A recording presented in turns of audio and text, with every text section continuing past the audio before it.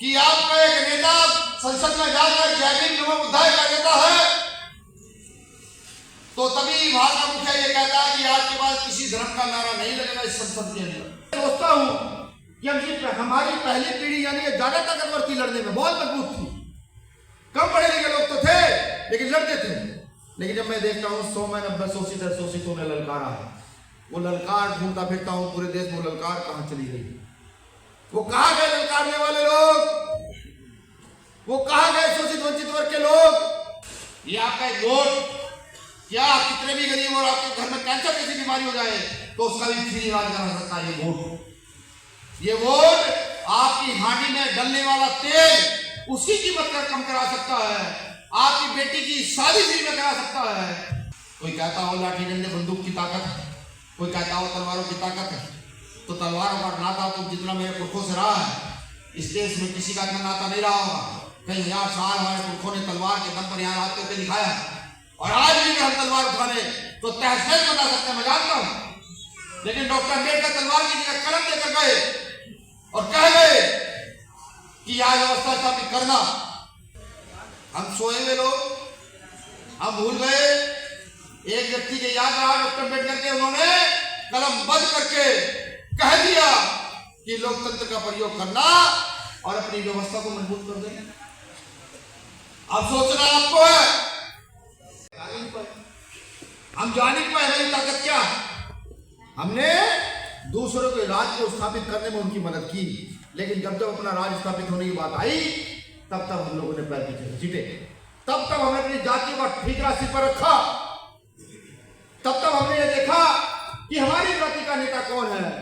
ये देखो डॉक्टर अम्बेडकर को आंदोलन चलाने वाला नेता कौन है, जो डॉक्टर अम्बेडकर की व्यवस्था को स्थापित कर दे उसको आगे बढ़ाने वाला नेता कौन है। ये देखना शुरू करो।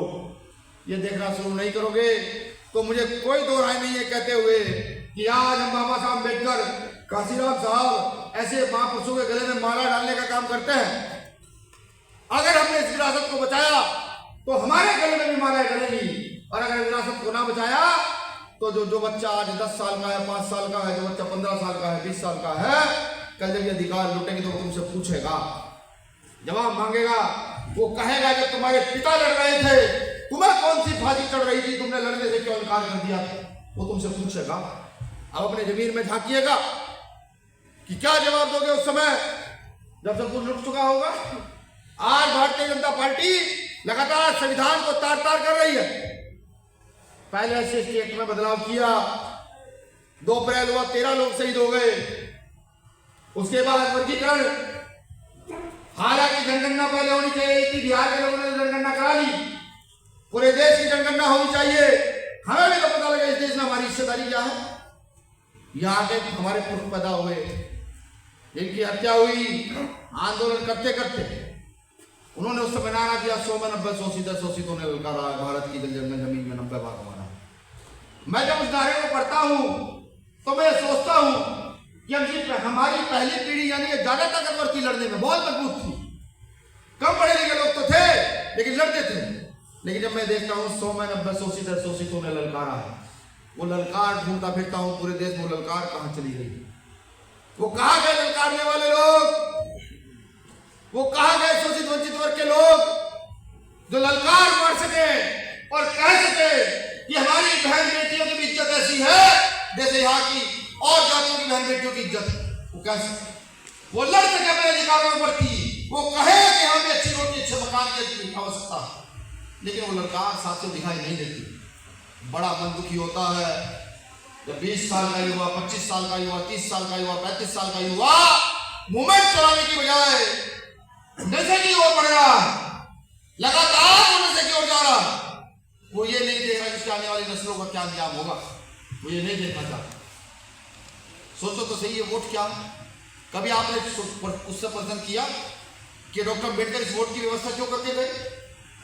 वर्णाला सामंती लोग ये कहते थे जो गवर्नमेंट सर्वेंट है, जिसमें जमीन है, उसको ही वोट डालने का अधिकार दिया जाए। बाबा साहब अम्बेडकर ने कहा नहीं, इस देश में पैदा हुआ 18 साल का हर वो व्यक्ति किसी भी समाज का हो उसको वोट का अधिकार दिया जाए।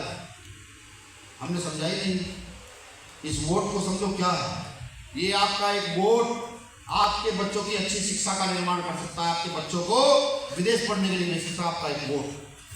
ये आपका एक वोट, क्या आप कितने भी गरीब और आपके घर में कैंसर जैसी बीमारी हो जाए तो उसका भी फ्री इलाज करा सकता है ये वोट। ये वोट आपकी हांडी में डलने वाला तेल उसकी कीमत कम करा सकता है, आपकी बेटी की शादी फ्री में करा सकता है, आपके गली खड़ों का निर्माण करा सकता है, आपके घर में साफ पानी की व्यवस्था करा सकता है ये एक वोट। इस वोट की ताकत को पहचानो मेरे भाई, क्योंकि वोट की ताकत से बड़ी ताकत आज देश में नहीं है। कोई कहता हो लाठी डंडे बंदूक की ताकत है, कोई कहता हो तलवारों की ताकत है, तो तलवारों का नाता तो जितना मेरे पुरखों से रहा है इस देश में किसी का इतना नाता नहीं रहा होगा। कई हजार साल हमारे पुरखों ने तलवार के दम पर यहाँ रात करके दिखाया, और आज भी हम तलवार उठाने तो तहस बता सकते हैं, मैं जानता हूं। लेकिन डॉक्टर अम्बेडकर तलवार की जगह कलम लेकर गए और कह गए कि आज व्यवस्था स्थापित करना। गुरु रविदास जी की लाइनें फिर याद आ रही है। 600 साल पहले गुरु रविदास जी आदेश कर रहे हैं शोषित वंचित वर्ग के लोगों को, कह रहे हैं कि चाहो मैं स्वराज में मिले सबन को छोट बड़े सब संग रहदास रहे पसंद। ये 600 साल पहले कर रहे हैं गुरु रविदास जी। कितने साल पहले? 600 साल पहले आदेश कर रहे हैं यहाँ की उन जातियों को जिनका तिरस्कार बड़े पैमाने पर हुआ, उनको कह रहे हैं कि खड़े होना, मजबूत होना, इकट्ठे होना और यहाँ से राज स्थापित करना जहाँ किसी को परेशानी ना हो। हम सोए हुए लोग, हम भूल गए। एक व्यक्ति के याद रहा डॉक्टर अम्बेडकर के, उन्होंने कलम बंद करके कह दिया कि लोकतंत्र का प्रयोग करना और अपनी व्यवस्था को मजबूत कर देना। अब सोचना आपको है, देखना आपको है कि आपका एक नेता संसद में जाकर जय भीम नमो बुद्धाय कर देता है तो तभी वहां का मुखिया ये कहता है कि आपके पास किसी धर्म का नारा नहीं लगेगा इस संसद के अंदर। सोचिए, जय भीम नमो बुद्धाय का इतना बड़ा शब्द